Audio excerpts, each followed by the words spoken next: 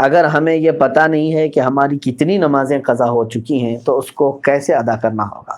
مثلا میری عمر 24 سال ہے، آپ کو پتہ ہونا چاہیے کہ آپ کتنے چھوڑے ہیں اور کتنے پڑھے ہیں، کیونکہ ظاہر سی بات ہے عقل والے ہیں آپ کی عمر آج 24 سال، جیسے صاحب آپ کہہ رہے ہیں 24 سال آپ کی عمر ہے اور آپ کو معلوم نہیں ہے کہ کتنی چھوٹی ہیں، لیکن آپ کو شریعت نے ایک طریقہ یہ دیا ہے، اندازہ کرو، ہو سکتا ہے تم پر نمازیں فرض کس عمر سے ہوئی، مثال کے طور پر 12 سال سے، سب پر ہوتی نہیں ہے، جب بالغ ہوا اس وقت سے نمازیں فرض ہوئیں۔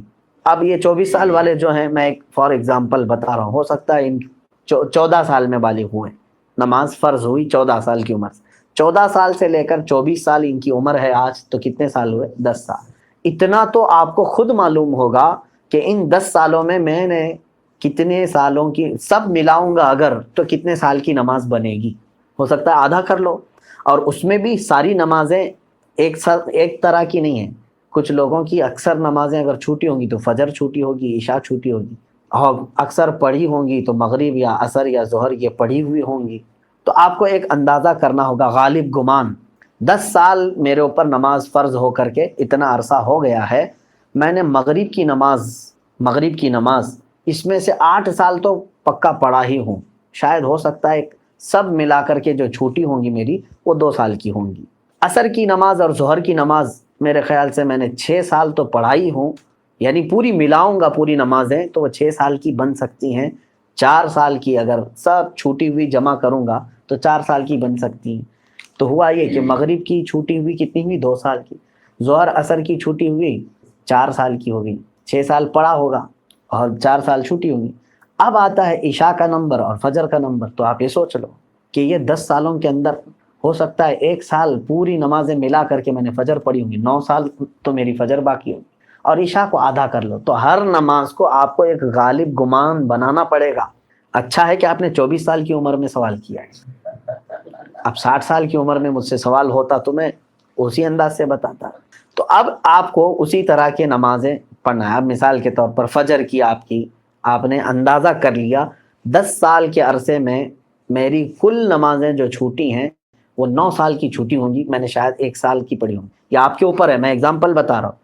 تو اب آؤ اس کی شروعات کرنے کے لیے قضا نمازوں کی۔ اب فجر کو پہلے کمپلیٹ کرنا چاہیں اس کو کر سکتے ہیں، ایک ایک نماز کو بھی پکڑ کر کے کرنا چاہیں تو کر سکتے ہیں۔ اب میں نے صبح شام کنٹینیو فجر کی قضا شروع کر دی، دن میں 50 رکعتیں پڑھ لی، 50 رکعتوں کا مطلب ہوا 25 دن کی فجر کی نماز قضا ہو گئی۔ اب اس میں شریعت نے آسانی بھی تمہیں دی ہے، قضا نمازیں صرف اور صرف فرض نمازوں کی قضا ہوگی، کسی بھی سنت اور نفل کی قضا نہیں ہے۔ فجر کی 2 رکعت قضا، ظہر کی 4 رکعت قضا، عصر کی 4 رکعت قضا، مغرب کی 3 قضا، عشاء کی 4 فرض اور 3 وتر کی قضا، کل ملا کر کے کتنی ہوتی؟ 20 رکعت، 20 رکعتیں دن کی ہوتی ہیں۔ لیکن ابھی میں چل رہا ہوں فجر کی۔ اب ہو سکتا ہے آپ یہ سوال کریں گے کہ میں نیت کیسے کروں، کون سے دن کی، سنیچر کی، اتوار کی، پیر کی، منگل کی، کون سی؟ ظاہر سی بات ہے اب آپ کے پاس اندازہ ہی نہیں ہے کہ کون سے دن کی چھوٹی ہے، اس کے لیے بھی شریعت نے یہ چھوٹ دی ہے کہ آپ جب نیت کریں گے یوں نیت کریں، اے اللہ میں اس فجر کی 2 رکعت فرض نماز قضا کی نیت کیا جو میری زندگی میں پہلی چھوٹی ہے۔ کیا نیت کریں گے آپ؟ میں نے اس فجر کی 2 رکعت فرض نماز قضا کی نیت کیا جو میری زندگی میں سب سے پہلے باقی ہے۔ ہر 2 رکعت پہ یہی کہنا ہے آپ کو، کیونکہ جب وہ ادا ہو جائے گی تو جو پہلے ہے وہ ہی آتی جائے گی، تو 9 سال کی قضا ہونے تک آپ کو یہی نیت کرنا ہے جو میری زندگی میں پہلی باقی ہے۔ ظہر کی بھی کرنا ہے یہی، میں نے اس ظہر کی 4 رکعت فرض نماز قضا کی نیت کیا جو میری زندگی میں پہلی باقی ہے، یعنی ترتیب میں اب جو پہلی باقی ہے اس کی میں نے نیت کر لیا، پھر اس کے بعد یہ آتی جائیں گی۔ اب مثال کے طور پر 100 نمازیں آپ کی ہیں، آپ نے نیت کر لیا میں نے اس ظہر کی 4 رکعت فرض نماز قضا کی نیت کی جو میری زندگی میں پہلی باقی ہے، تو 100 پہلے نمبر والی ہو گئی، اس کے بعد 99 بچے، لیکن جو دوسرے نمبر پر تھی نماز اب وہ کون سے نمبر پر آ جائے گی؟ پہلے نمبر پر آ جائے گی نا پھر سے، تو ہمیشہ یہی نیت کرتا جائے گا جب تک کہ وہ 100 پوری نہ ہو جائے۔ نیت بھی آپ کو سمجھ میں آ گئی قضا کے لیے۔ اب اس میں چھوٹ بھی دی گئی ہے آپ کو، رکعتیں چھوٹی کرنے کا بھی حکم ہے، یعنی اس طرح کے آپ کو مختصر کر سکتے ہیں آپ۔ مثال کے طور پر نماز میں سورہ فاتحہ پڑھا آپ انا اعطینا اور قل واللہ احد پڑھ رہے ہیں، چھوٹی صورتیں پڑھ رہے ہیں، یہی کنٹینیو چاہے تو ہر رکعت میں پڑھ سکتے ہیں، ہر نماز میں 2 صورتیں پڑھی، اور تسبیحات جو ہیں رکوع اور سجدے میں وہ 3 پڑھ رہے ہیں، وہ تو ٹھیک ہے، اتنی مقدار تو آپ کو رکوع اور سجدہ کرنا ہی ہے، لیکن اتحیات میں بھی تشہد پڑھا انگلی اٹھا کر، درود ابراہیمی اور دعائے معصورہ اگر نہیں بھی پڑھا تو اس کی نماز ہو جائے گی، تو یہاں اور شارٹ کر دیا گیا ہے۔ قضا کرنے والے کے لیے یہ سہولت بھی ہے، وہ چاہے تو اپنی جلدی سے جلدی یہ پوری قضا مکمل کر سکتا ہے۔ جوانوں، آپ سب سے میری گزارش ہے، بڑھاپے میں انتظار مت کرنا، کسی بوڑھے کو میں نے قضا کرتے ہوئے نہیں دیکھا کہ پوری زندگی کی وہ قضا کر کے گیا ہو، بہت کم۔ بڑھاپے میں اصل نمازیں پڑھنے میں ہی گھٹنوں میں تکلیف، کمر میں تکلیف ہو جاتی ہے۔ دیکھتے نہیں آپ آج مسجدوں میں اچھوں سے زیادہ کرسیوں کی نمازیں زیادہ ہو گئی، کیوں؟ اس وقت ان کو اپنی فرض نمازیں ہی دشوار ہو گئی ہیں، کہاں قضا کریں گے؟ نوجوانوں، آپ کے پاس آج قوت ہے، طاقت ہے، آپ روزانہ ہی آپ اپنا ایک وقت لے لو، گھنٹہ 2 گھنٹہ، میں دن میں کوئی ایک وقت مخصوص کر لوں اور اس میں صرف اپنی قضا مکمل کر لوں۔ چند دنوں کے بعد آپ دیکھو گے آپ صاحب ترتیب ہو جاؤ گے۔ صاحب ترتیب اس کو کہتے ہیں جس کی پوری زندگی میں 5 سے زیادہ نمازیں قضا نہ ہو، اور اللہ تبارک و تعالیٰ کا وہ ایسا محبوب بندہ ہے کہ فرشتے اس کی ایک جھلک دیکھنے کو بے قرار ہوتے، جو پورے مکمل اپنی نمازیں مکمل کر چکا ہو۔ اللہ ہم سب کو توفیق عطا فرمائے۔ کیا نفل نماز تب تک قبول نہیں ہوگی جب تک فرض اور واجب نماز کی قضا ادا نہ ہو جائے؟ صحیح ہے۔ اب یہاں پر ایک دوسرا یہ بھی ہے کہ کچھ لوگ بہت ساری نفلیں پڑھ رہے ہیں، کوئی جو ہے حاجت کی نماز، کوئی توبہ کی نماز، اشراق کی نماز، اوابین کی نماز، کون سی نمازیں ہم سے پوچھتے بھی رہتے ہیں، میاں ان کے تو کھاتے میں فرض نمازیں اتنی باقی ہیں، تو اگر فرض باقی ہیں قضا تو نفل نمازیں آپ کی معلق ہوں گی، نہیں قبول ہوں گی۔ فرض جو ہے وہ قرض ہے تمہارے اوپر، اور نفل جو ہے یہ ہدیہ ہے، قرضہ پہلے دو، ہدیہ بعد میں دو، پہلے قرض ادا کرو۔ تو آپ جو پورے دن بھر کی نمازیں ہیں ان میں بھی جو سنت غیر مؤکدہ اور جو نفل ہیں ان کو چھوڑ کر کے آپ وہاں پر بھی یہ قضا نمازیں پڑھ سکتے ہیں۔ جیسے ظہر میں آپ کو 2 رکعت نفل ملتے ہیں نا 12 میں سے، 4 سنت مؤکدہ اسے نہیں چھوڑنا چاہیے، 4 فرض ہے اس کے بعد 2 سنت مؤکدہ وہ تو ہوں گی، 2 جو نفل ہیں اس کی جگہ پر کوئی پہلے کی فجر کی قضا پڑھ لیں۔ عصر میں جاتے ہیں 4 سنت پہلے ہے وہ غیر مؤکدہ ہے، اس کی جگہ پر کوئی پہلے والی کوئی 4 رکعت ظہر یا عصر کی قضا پڑھ لیں۔ مغرب میں بھی 2 نفل آپ کو ملتی ہیں، وہاں پر بھی آپ اپنی قضا پڑھ سکتے ہیں، اس نفل کی جگہ پر کوئی فجر کی 2 رکعت قضا۔ عشاء میں آپ کو جو ہے پہلے 4 رکعت سنت غیر مؤکدہ، اس کی جگہ کوئی نماز پہلے کی چھوٹی ہوئی عشاء کی نماز پڑھ لیں 4 رکعت، اور بعد میں جو ہے 2 نفل 4 نفل مل جاتی ہیں آپ کو عشاء کے فرض کے بعد، وہ 4 رکعت کی جگہ پہلے کی کوئی چھوٹی ہوئی وتر کی قضا پڑھ لیں۔ تو اس طرح سے آپ کی ادا نمازوں کے برابر ہی جو ہے نا پہلے کی قضا بھی برابر ہوتی چلی جائے گی۔ قرض بھی مت دو، کہا کیوں؟ قرض سے اس کا کیا تعلق؟ کہا جو اللہ کا قرض نہیں ادا کر رہا وہ تمہارا کیا ادا کرے؟ قرض نہیں بلکہ اللہ کا فرض ہے، جو اللہ کا فرض نہیں ادا کر پا رہا ہو جبکہ وہ اس کا خالق ہے، تمہارے سے کیا تعلق ہے؟ انسانوں کا زیادہ سے زیادہ چند دنوں تک دوستی ہو سکتی ہے، یا رشتے بھی ہیں تو سانس تک، اس کے بعد کہاں تعلق ہے تمہارے؟ قیامت کے دن تو ماں بیٹے کو نہیں پہچانتی، بیٹا باپ کو نہیں پہچانتا، لیکن بندے اور خالق کا رشتہ تو ہمیشہ سے ہے اور ہمیشہ رہنے والا ہے۔ تم جب نہیں پیدا ہوئے تھے تب بھی تمہارا خالق اللہ ہی ہے، یعنی تمہیں نطفے سے لے کر کے یہاں تک لایا، یہاں بھی تمہارا خالق وہی ہے۔ قیامت کے دن جب وہ تمہیں دوبارہ اٹھائے گا تب بھی وہ تمہارا خالق ہے۔ خالق کا بندے سے رشتہ کبھی ختم نہیں ہوا، تو جو بندہ اپنے خالق کے ساتھ مکمل نہیں ہو سکا تو پھر وہ دوسرے کے ساتھ کیسے ہو سکتا ہے؟ دوسرے کے ساتھ اس کے کیا سلوک ہو سکتے ہیں؟ اسی لیے قرآن میں اللہ فرما رہا ہے کیا تم یہ سوچ کر کے بیٹھے ہو کہ ہم نے تمہیں خالی پیدا کیا ہے اور کیا تم نہیں لوٹائے جاؤ گے؟ ہماری طرف لائے جاؤ گے، ہر ایک لوٹایا جائے گا، ہر ایک۔ ابھی چند دنوں پہلے کی ایک بات ہے، ایک چھوٹا سا رسالہ، ایک لٹریچر جو گوتم بدھ کی عبادت کرتے ہیں ان لوگوں کی طرف سے تھا کہ دنیا کا ایک بہت اعلیٰ ذہن کا انسان تھا، اس نے بہترین تعلیمات دی تھی، تو اس پر کسی نے، ایک مسلمان نے نقطہ لگایا تھا اور ان سے بحث ہو رہی تھی، جو بدھسٹ ہیں وہ یہی کہہ رہے تھے کہ آپ بدھا کی جو عبادت کرتے ہیں کیوں کرتے ہیں؟ کہا کہ وہ مہان آدمی ہے، مہان انسان ہے، مہان آدمی تھا، بڑے اچھے اخلاق تھے، بڑی اچھی تعلیمات دنیا کو دی۔ تو پھر پوچھنے والے نے پوچھا کہ وہ کہاں ہیں؟ کہا وہ تو چلے گئے۔ کب؟ کہا برسوں ہو گئے، 2500 سال پہلے تو انتقال ہو گیا، مر گئے۔ کہا آئے تھے اور چلے گئے. تو پوچھنے والے نے پوچھا تو یہ تو بڑے کمال کی بات نہیں، پھر ان کو لایا کون تھا اور واپس دنیا سے لے کے کون گیا؟ اگر وہ سب سے مہان ہے تو آج ہوتا اور ہم بھی اس کے پیچھے چلتے. کہا کہ اب وہ پیدا ہوا اور پھر دنیا سے چلا گیا. ہم یہ پوچھ رہے ہیں کون ان کو دنیا میں لایا تھا اور کون دنیا سے لے کے گیا؟ وہ بیچارہ خاموش ہو گیا. اس نے کہا کوئی تو طاقت ہوگی. کہا وہی طاقت ہر ایک کو موت کے بعد لوٹائے گی. دنیا کا چاہے سب سے بڑی طاقت کا انسان بھی کیوں نہ ہو، اسے موت ہے اور وہ اللہ کی بارگاہ میں لوٹایا جائے گا. اسی کو اللہ تعالیٰ فرماتا ہے تم کیا سوچ کر کے بیٹھے ہو کہ تم ہماری طرف نہیں لوٹائے جاؤ گے؟ تم سب کو اللہ کی طرف لوٹ کر کے جانا ہے. اس دن کو یاد رکھو، اس دن کو یاد رکھو جب یہ ساری چیزیں دھری کی دھری رہ جائیں گی اور تم آخری سفر پر نکل چکے ہوں گے. اور عجیب و غریب حالت میں ہم جاتے ہیں میرے عزیزو. یہ سارے ہمارے کپڑے، ہماری جائیدادیں، ہماری سواریاں، ہماری گاڑیاں سب رہ جاتی ہیں. آج تک آپ نے دیکھا کہ کوئی آدمی جنازے کی بجائے مرسیڈیز میں قبر میں جا رہا ہو؟ نہیں، وہ بھی 4 کندھوں پر بوجھ بن کر کے ہی جا رہا ہے. بڑی اعلیٰ قسم کی سواریاں وہ وہیں رہ جاتی ہیں، بڑے عمدہ لباس یہیں رہ جاتے ہیں. آخری سفر کا ایک مخصوص لباس ہے، ایک مخصوص انداز ہے اور ایک مخصوص طریقے سے لے جا کر کے قبر کے حوالے کر کے آ جاتے ہیں. اور اسی کو فرمایا گیا ہے کہ جس کو یہ اپنا آخری سفر یاد ہوگا اسے یہ بھی یاد ہوگا کہ میں یہاں کیوں آیا ہوں. کبھی آج تک آپ نے اپنے اندر جھانک کر کے پوچھا، کبھی سوچا زندگی میں کبھی ایسا وقت آیا آپ کے؟ ابھی جیسے مثال کے طور پر مسجد میں آ کر بیٹھے، ابھی میں آپ سے پوچھوں پکڑ کر کے کیوں آئے ہو یہاں پہ مسجد میں، فوراً آپ جواب دیں گے عبادت کے لیے آئے ہو. مسجد کائے کے لیے ہے؟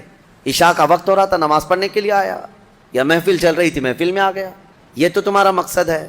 ہر کام کا تمہارا مقصد ہوتا ہے. کبھی یہ سوچا میں دنیا میں کیوں آیا، پوری دنیا میں کیوں آیا؟ جس نے اس سوال کا جواب حاصل کر لیا وہ معرفت کو پہنچ گیا. جو صحیح طریقے سے اس جواب کو پہنچ گیا وہ اللہ کی معرفت حاصل کر لے گا. اسی لیے میرے عزیزو آگے رب تعالیٰ فرماتا ہے أَفَحَسِبْتُمْ أَنَّمَا خَلَقْنَاكُمْ عَبَثًا وَأَنَّكُمْ إِلَيْنَا لَا تُرْجَعُونَ. حضرت موسیٰ علیہ السلام کے متعلق ایک بات ملتی ہے. ایک چھپکلی تھی دیوار پر چل رہی تھی. موسیٰ علیہ السلام نے پوچھا مولا اس کا کیا کام ہے، اس کا کیا کام ہے، یہ کیوں پیدا ہوئی ہے؟ چھپکلی کا ضروری نہیں کہ ہر ایک کی حکمت آپ کو معلوم ہو کون دنیا میں کیوں آیا. اللہ نے کوئی بھی چیز بغیر فائدے کے نہیں پیدا کی. رب تبارک و تعالیٰ نے ارشاد فرمایا موسیٰ تھوڑی دیر پہلے چھپکلی نے مجھ سے پوچھا کہ موسیٰ کو مولا تو نے کیوں پیدا کیا. حضرت موسیٰ علیہ السلام کا کیا کیا کام ہے. یہ ضروری نہیں کہ مخلوقات کو ایک دوسرے کی حکمتیں معلوم ہوں، ضروری نہیں ہے. لیکن اللہ تعالیٰ عبث بغیر کسی وجہ کے محض کسی کو نہیں پیدا کیا. بس اپنے مقصد زندگی کو سمجھو اور فالتو اپنی زندگی کو ضائع مت کرو. جو لوگ بیٹھے اسی طرح سے اپنی زندگی کو ضائع کر رہے ہیں ان نوجوانوں کو ایک دن احساس ہو جائے گا کتنی قیمتی چیز دنیا میں ضائع کر دیا انہوں نے. کتنی قیمتی چیز، کروڑوں کا معجون ملا کر کے بھی بڑھاپے کو جوان کر کے دکھا دو. یہ گیا وقت پھر ہاتھ آتا نہیں، سدا دور دورہ دکھاتا نہیں. آپ جس طرح سے تیزی سے اس دنیا کو کاٹتے ہوئے جا رہے ہیں میاں، ہم تو منٹ گن رہے ہیں. آج دیکھیں ہم 15 تراویح پڑھ چکے ہیں الحمدللہ. ابھی تو ہم چاند کے انتظار میں تھے. یوں ہی وقت آئے گا، اللہ آپ کو سلامت رکھے، ہماری زندگی کا بھروسہ نہیں، اگلا رمضان بھی پھر آپ بیٹھیں گے. بہت تیزی سے آپ کی زندگیاں گزرتی جا رہی ہیں اور اچانک ایک دن اعلان ہو جائے گا فلاں کا بیٹا انتقال کر چکا، جنازے میں حاضر ہو جاؤ. یہی زندگی ہے. اسی لیے عبث اپنی زندگی کو ضائع نہ کریں. جو زندگی کے لمحات ہیں ان میں کچھ نہ کچھ انویسٹ کر دو تاکہ قیامت کے دن شرمندہ ہونا نہ پڑے، ذلیل ہونا نہ پڑے، رسوا ہونا نہ پڑے. بہرحال دوسری سورہ ہم نے جو تلاوت کی سورۃ النور، سورہ نور ہے. اس میں احکام بہت سارے آئے ہیں. اس کی شروعات جو ہے وہی بہت ایک سخت ترین گناہ اسلام میں اس کے مذمت میں آئی، زنا. اللہ نے قرآن میں جگہ جگہ فرمایا وَلَا تَقْرَبُوا الزِّنَا إِنَّهُ كَانَ فَاحِشَةً وَسَاءَ سَبِيلًا. زنا کے قریب بھی مت جانا. اللہ فرماتا بے شک وہ سب سے بری چیز ہے اور سب سے برا راستہ ہے. نبی کریم صلی اللہ علیہ وسلم نے فرمایا کہ جب مومن کوئی مسلمان زنا کر رہا ہو تو ایمان کی حالت میں وہ زنا کر ہی نہیں سکتا. یہ بات یاد رکھ لو آپ، ایمان کی حالت میں کوئی زنا نہیں کر سکتا. فرمایا گیا جب زنا کر رہا ہو تو اس کا ایمان اٹھا لیا جاتا ہے. ایمان اس کے ساتھ نہیں ہوتا، ایمان اٹھا لیا جاتا ہے. ایمان اور زنا جمع ہو ہی نہیں سکتے ایک انسان کے اندر. یہ بہت سخت وعید ہے میرے آقا صلی اللہ علیہ وسلم کی حدیث پاک میں. ایمان کی حالت میں زنا نہیں ہوتا، اور جب زنا کر رہا ہوتا ہے تو ایمان نکال لیا جاتا ہے، وہ معلق ہوتا ہے، آسمانوں پر لٹکا ہوتا ہے، اس زنا کی حالت میں اس کے ساتھ ایمان نہیں ہوتا۔ اب جو آیتیں آئی ہیں، اللہ فرماتا ہے الزانیۃ والزانی فاجلدوا کل واحد منہما 100 جلدہ، زنا کرنے والے مرد اور زنا کرنے والی عورت کو 100 کوڑے مارو۔ یہ ان کے لیے ہے جو غیر شادی شدہ ہے، اور جو شادی شدہ ہیں ان کے لیے رجم ہے۔ رجم کا مطلب ہے پتھروں سے اتنا مارو کہ وہ ختم ہو جائے، ان کی موت تک انہیں سنگسار کرنا ہوگا۔ یہ اتنی ہیبت ناک سزا ہے دنیا میں کہ دیکھو تو رونگٹے کانپ جائیں آپ کے، لیکن لوگوں کو ایسا لگتا ہے کہ ایسی اتنی بڑی سخت سزا کیوں ہے؟ میرے عزیزو، یہ ایک ناسور ہے، ایک کینسر ہے معاشرے کا، ایک کینسر ہے۔ جب کیمو کرتا ہے ڈاکٹر تو بہت سخت تکلیف ہوتی ہے، کیمو تھراپی آسان نہیں ہے، پورے جسم کے بال جل جاتے ہیں، خون میں پتہ نہیں کیا سے کیا ہو جاتا ہے۔ کیوں؟ ایک پھوڑی کہیں پر کینسر کی آئی ہوتی ہے، اس کو ختم کرنے کے لیے پتہ نہیں 10 12 کیمو دیے جاتے ہیں۔ زنا جو ہے پورے معاشرے کا ناسور ہے، کینسر ہے، اور اگر اس پھوڑی کو نہیں ختم کیا گیا تو ہر ایک کے ہاں یہی چیز، یہی پھوڑی ہوگی، یہ وائرس کی طرح پھیلے گا۔ اور اسلام نے یہ سب سے بڑی سزا رکھی ہے زنا میں، سب سے بڑی سزا ہے۔ آج دنیا یہ مطالبہ کر رہی ہے کہ ریپسٹ کو اسلامی سزا دی جائے۔ کیوں؟ ان کی بیٹیوں کا جب ریپ ہو جائے تو وہ چلاتے ہیں۔ اسلام وہ ہے جو ہر ایک کی بیٹی کو بیٹی کا ہی درجہ دیتا ہے، ایک عظیم خاتون کا ہی درجہ دیتا ہے۔ زنا چاہے بالجبر ہو بالرضا ہو، دونوں زنا ہے، یعنی زور زبردستی کیا ہوا زنا ہی ہے، خوشی سے کیا ہوا اور بڑا گناہ ہے، اور بڑا گناہ ہے، اس میں اور زیادہ ہلاکت ہے۔ اس کے متعلق حدیث پاک میں ہے زانی کے لیے 15 عذابات ہیں، 15 عذاب ہیں، 5 دنیا میں دیے جائیں گے، 5 قبر میں دیے جائیں گے، اور 5 قیامت کے دن دیے جائیں گے۔ یہ 15 عذابات وہ جھیلتا رہے گا زانی، 5 دنیا میں، 5 قبر میں، اور 5 قیامت کے دن۔ جو سب سے بڑا عذاب ہے اس کے لیے، میں نے جو سمجھا، یہ 15 کی میں اگر تفصیل بیان کروں تو بہت لمبا ٹائم جائے گا۔ یہ 15 عذابات کیا کیا ہیں؟ دنیا میں جیسے اس کے رزق کی برکت ختم ہوگی، اس کے چہرے کی رونق اٹھا لی جائے گی، اور جو 5 عذابات اس کے دنیا میں ہونے والے ہیں، اس طرح سے 15 عذابات میں جو سب سے بڑا عذاب میں نے جو سمجھا وہ یہ ہے کہ قیامت کے دن رب تعالیٰ اس کی طرف نظر بھی نہیں فرمائے گا۔ یہ سب سے بڑا عذاب نہیں ہے تو اور کیا ہے؟ اور نبی پاک صلی اللہ تعالیٰ علیہ وسلم کی بہت ساری حدیثیں ہیں کہ اللہ تعالیٰ اس کو نہ عرش کا سایہ عطا فرمائے گا اور نہ اس کی طرف نظر فرمائے گا، بلکہ یہ فرمایا کہ جنت 500 سال کی مسافت سے اس کی خوشبو آ رہی ہوگی، لیکن زانی وہ خوشبو بھی نہیں سونگھ سکے گا۔ بڑی سخت سزا ہے۔ اور میرے عزیزو، اس سورے میں اللہ تعالیٰ نے کئی مرتبہ یہ زانیوں کا ذکر فرمایا، الزانیۃ والزانی فاجلدوا کل واحد منہما 100 جلدہ، 100 کوڑے مارو، ولا تأخذکم بہما رأفۃ فی دین اللہ، اور اللہ کے دین میں کوئی ہمدردی مت لینا، یہ بھی حکم ہے۔ کسی کے ساتھ نرمی مت کرنا، ایسے اگر کسی کے ساتھ ہو گیا ہے تو۔ ان کنتم تؤمنون باللہ والیوم الاخر، اللہ فرما رہا ہے اگر تم اللہ اور آخرت پر ایمان رکھتے ہو تو ذرا برابر بھی نرمی نہ لینا اس پر۔ وہ اور دوسرا ایک اور سخت حکم یہ ہے، وَلْيَشْهَدْ عَذَابَهُمَا طَائِفَةٌ مِّنَ الْمُؤْمِنِينَ، زانی اور زانیہ کو چپکے سے کہیں سزا مت دے دینا، بلکہ اللہ فرما رہا ہے ان دونوں کے عذاب پر پورے مومنوں کو گواہ بناؤ، سب کے سامنے ان کی سزا ہو۔ آپ کو پتہ ہے نبی پاک صلی اللہ تعالیٰ علیہ وسلم کے صحابہ میں حضرت ماعز اسلمی کا نام ملتا ہے، ایک صحابی تھے۔ یہ ایک دن روتے ہوئے بارگاہ رسالت میں آپ صلی اللہ علیہ وسلم میں آئے، کہا آقا مجھ سے گناہ ہو گیا ہے۔ حضور نے فرمایا کیا ہوا؟ کہا کہ میں بتا نہیں سکتا۔ حضور نے پھر پوچھا بتاؤ تو صحیح کیا ہوا ہے؟ کہا بولتا ہوں تو منہ کو کلیجہ آ جاتا ہے، کلیجہ منہ کو آ جائے اس طرح کی چیز ہے میں نہیں کہہ سکتا۔ حضور نے فرمایا بتاؤ ماعز تمہارے لیے ہم ذریعے حل تلاش کر کے بتا دیں؟ انہوں نے کہا یا رسول اللہ مجھ سے زنا ہو گیا ہے۔ اتنا کہنا تھا نبی پاک صلی اللہ علیہ وسلم نے اپنا چہرہ پھیر لیا، صحابی ہیں حضور کی، خطا ہو گئی میرے آقا لیکن آیا ہوں آپ کے دربار میں۔ جب حضور نے اپنا چہرہ پھیر لیا اب بچا کیا تھا؟ اب وہ رونے گڑ گڑانے لگے، قدموں میں گر گئے، اتنا روتے رہے اتنا روتے رہے۔ اسی کو شاید امام اہل سنت فاضل بریلوی نے ترجمانی میں اشعار میں یوں کہا ہے، یا رسول اللہ تجھ سے جو منہ چھپاؤں تو کروں کس کے سامنے، کیا اور کسی سے توقع نظر کی ہے؟ بد ہیں تو آپ کے، بھلے ہیں تو آپ کے، ٹکڑوں پہ یہیں کے پلے ہیں، رخ کدھر کریں؟ نبی پاک صلی اللہ تعالیٰ علیہ وسلم نے پھر ان کو اٹھایا اور پوچھا بتاؤ ہوش میں ہو، ہوش و حواس میں کہہ رہے ہو؟ حضور نے جب پوچھا کہا ہاں میں ہوش و حواس میں کہہ رہا ہوں۔ کہا تمہیں کوئی بیماری، کوئی غشی، کوئی نشہ تو نہیں؟ کہا نہیں میں ہوش و حواس میں کہہ رہا ہوں۔ 3 مرتبہ جب پوچھا تو انہوں نے اقرار کیا۔ صحابہ سے میرے آقا نے فرمایا دیکھو ماعز اقراری مجرم ہے، اسلام میں سزا ہے، یہ شادی شدہ ہے، لے جاؤ اس کو سنسار کر دو، سنسار کرو۔ خود میرے آقا صلی اللہ علیہ وسلم سزا میں تو نہیں گئے، صحابہ کے حوالے کر دیا۔ اب وہ مدینے میں ایک پہاڑی ہے جبل انم، وہاں پر لے جایا گیا اور پہاڑ کے اوپر سے ماعز اسلمی کو ڈھکیل دیا گیا۔ وہ لڑکتے ہوئے نیچے آئے، تھوڑا سا بہت اونچی پہاڑی نہیں ہے، وہ چھوٹی پہاڑی ہے۔ پھر وہاں سے جتنے صحابہ تھے ان سب نے پتھر مارنا شروع کیا، اور سب اتنے پتھر برسائے گئے تھے کہ ماعز اسلمی کی روح نکل گئی، انتقال ہو گیا، زخمی حالت میں تھے۔ جب واپس آئے میرے آقا صلی اللہ علیہ وسلم غمگین تھے۔ اس وقت صحابہ سے پوچھ رہے تھے بتاؤ ماعز کے ساتھ کیا کیا تم نے؟ کہا حضور سب ان کو سنسار کر رہے تھے۔ ایک صحابی آگے بڑھ کر کہتے میرے ہاتھ میں اونٹ کی ہڈی تھی، وہ لے کر کے میں نے مارا تو ماعز کی کھوپڑی پر لگ گیا، خون کا فوارہ اچھل کر میرے بدن پہ آیا۔ میں نے یہ کہا یہ کس پاپی کا خون لگ گیا، یہ کس خطاکار کا خون لگ گیا؟ میں کپڑے جھاڑ کر کے باہر آ رہا، میرے آقا صلی اللہ تعالیٰ علیہ وسلم کو بڑا غم ہوا، کھڑے ہو گئے، کہا یہ جملہ مت کہو، ماعز نے موت سے پہلے سچی توبہ کر لی۔ سزا تو دینی ہی تھی، اسلامی حکومت ہے تو سزا دی جائے گی، صرف توبہ کافی نہیں ہے۔ توبہ کر لی لیکن اب اس کے لیے برا جملہ مت کہو۔